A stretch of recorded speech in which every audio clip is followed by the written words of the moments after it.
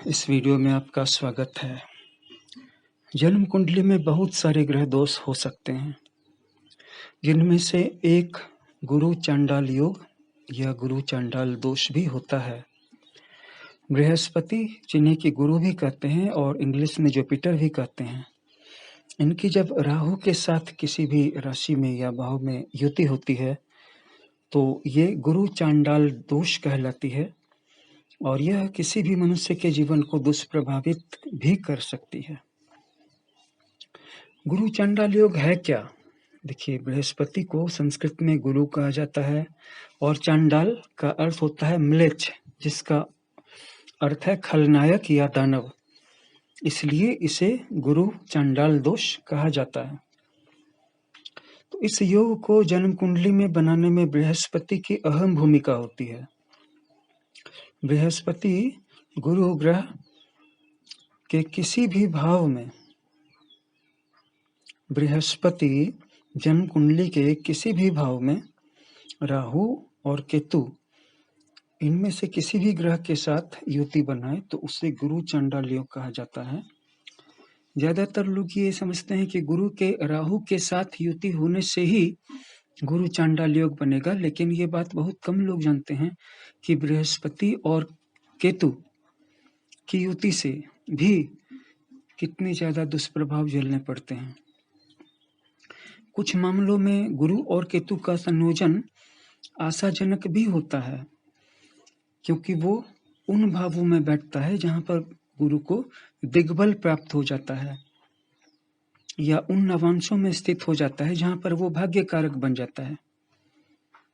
तो उस स्थिति में गुरु और केतु के संयोजन को गणेश योग के रूप में जाना जाता है। जैसे हमारे प्रथम प्रधानमंत्री जवाहरलाल नेहरू जी के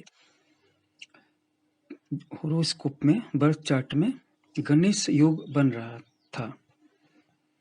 राहु जब सामान्य स्थिति में रहता है तो यह व्यक्ति को आत्म केंद्रित बनाता है, इगोसेंट्रिक बनाता है, जरूरत से ज्यादा सेक्सुअल बनाता है। अगर महिलाओं की कुंडली में यह सामान्य स्थिति में रहे तो उनको साहसी और आत्मविश्वासी बनाता है। कुछ महिलाओं को आपने देखा होगा, वो भीरू होती हैं, डरपोक होती हैं, लोगों के सामने आने से डरती हैं, झिझकती हैं, बोलने से डरती हैं। लेकिन कुछ महिलाएं आसानी से किसी को भी फेस कर लेती हैं और सिचुएशन के अनुसार बातचीत कर सकती हैं। मतलब उनमें डर नहीं होता है, साहस भी होता है, आत्मविश्वास भी होता है।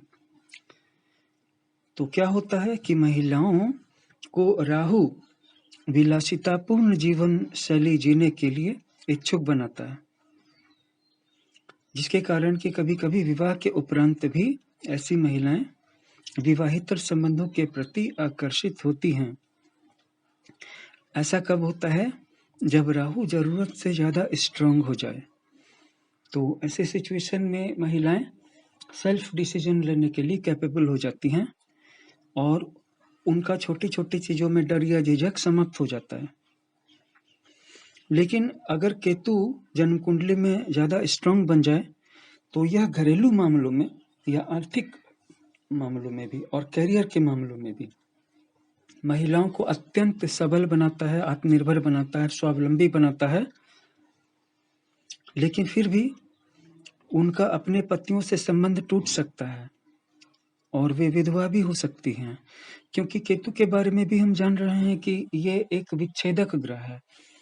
ये भी जिस भाव में बैठता है उस भाव के गुणों से या उस भाव से संबंधित अच्छे फलों से जातक को काट के अलग कर देता है।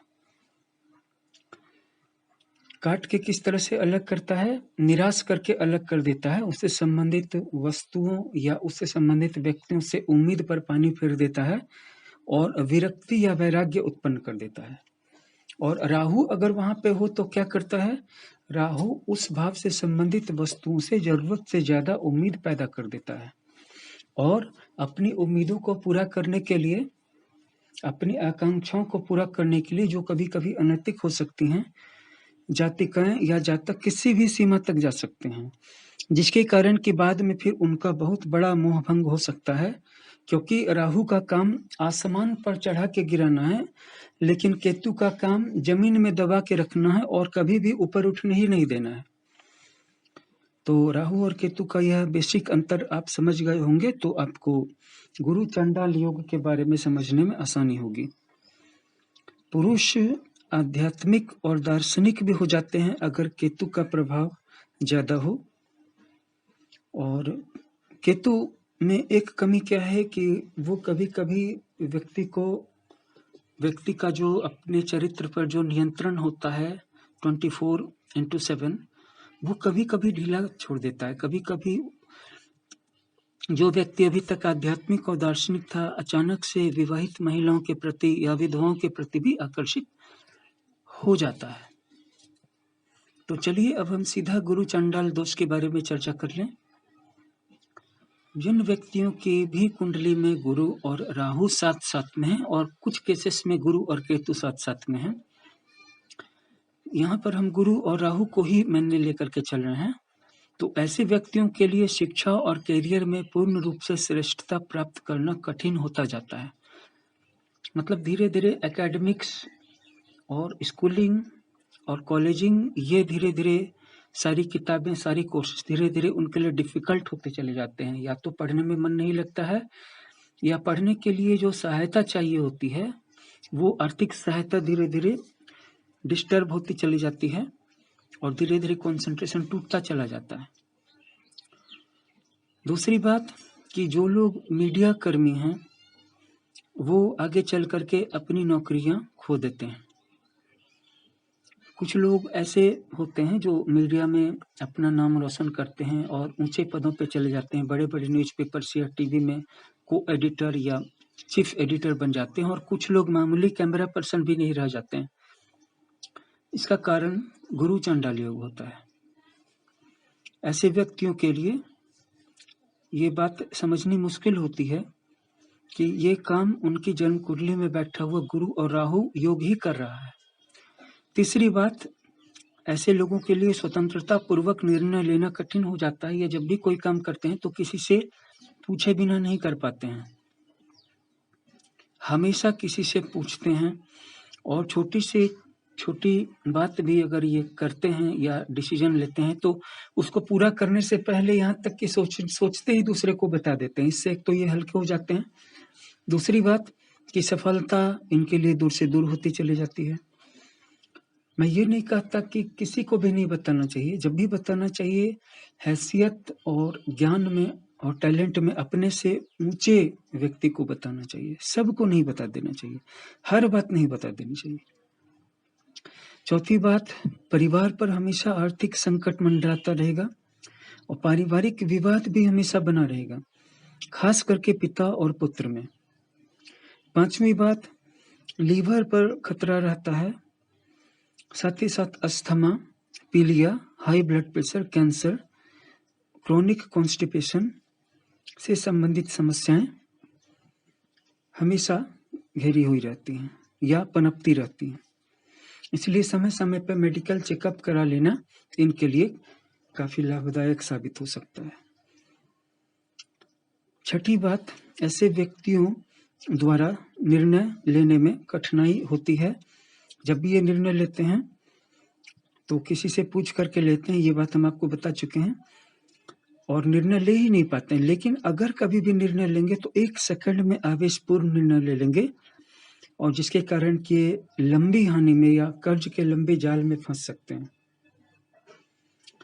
7वां बिंदु है कि व्यक्ति अपने आप को स्वतंत्र मानता है, वह अपने आप को ओमनी पावरफुल मानने लगता है। वह धीरे धीरे इस धारणा का शिकार हो जाता है कि उसके जैसा ज्ञान या उसके जैसी ताकत या उसकी जैसी क्षमता किसी के पास नहीं है, और इसके कारण कि वह दूर वाले लोगों की तो छोड़िए, अपने निकटस्थ लोगों के परिवार के मेंबर की भी बात मानना छोड़ देता है और स्वतंत्रता में इतना ज्यादा आगे बढ़ जाता है कि कभी कभी उसका अन्य व्यक्तियों के साथ काम करना भी मुश्किल हो जाता है।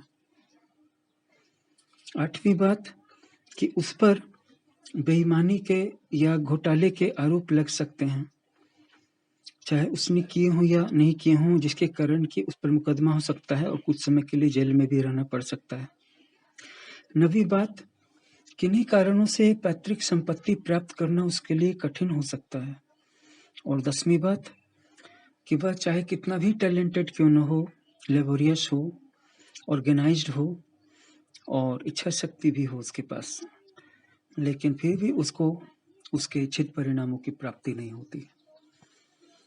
अब सवाल उठता है कि इस गुरु चांडाल योग से उत्पन्न होने वाली समस्याओं का समाधान क्या है? इसका समाधान ये है कि आपको गुरु के बीज मंत्र के साथ नमः लगा करके उनका जप करना है। मंत्र है ओम ब्रीम बृहस्पतये नमः। कम से कम 27,000 बार इनके मंत्र का जप कीजिए और कम से कम 9 दिनों में ही पूरा कर लीजिए।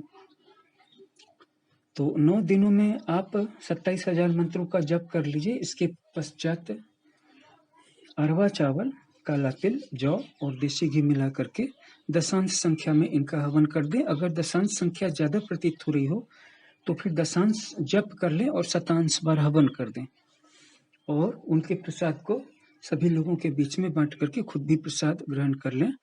तो इससे जो राहु का जो मेल इफेक्ट था, मैलिशियस इफेक्ट था, मेलेफिक प्रभाव पड़ रहा था गुरु पे, वो खत्म हो जाएगा, गुरु मजबूत हो जाएगा और उपरोक्त जितने भी बुरे प्रभाव आ रहे थे दुर्भाग्य के, वो सभी समाप्त हो जाएंगे। तो इस वीडियो को लाइक कर दीजिएगा, शेयर कर दीजिएगा, हमारे चैनल को आप सब्सक्राइब भी जरूर कर लीजिएगा। Thank you very much.